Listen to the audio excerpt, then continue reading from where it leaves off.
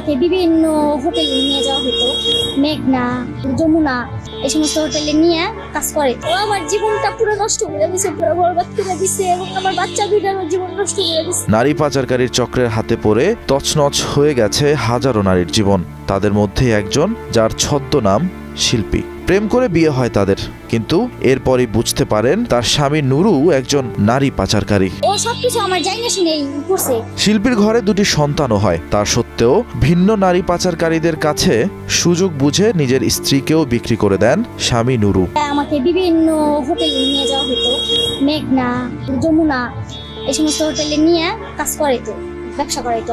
নারী পাচারকারী সিন্ডিকেট থেকে বের হতে চেয়েছিলেন শিল্পী, দ্বারস্থ হয়েছিলেন স্থানীয় প্রশাসনের। মামলা করেও নিরাপত্তা তো পাননি, উল্টো পাচারকারীদের কাছ থেকে আসে হুমকি ও ব্ল্যাকমেইল। আমারে মাইরা ফেলাইবো, আমার বাচ্চাকে মাইরা ফেলাইবো। বললেন বেঁচে থাকাটাই এখন ভীষণ যন্ত্রণার। ও আমার জীবনটা পুরো নষ্ট করে দিয়েছে, পুরো বরবাদ করে দিয়েছে, এবং আমার বাচ্চা দুইটার জীবন নষ্ট করে দিয়েছে এর সাথে।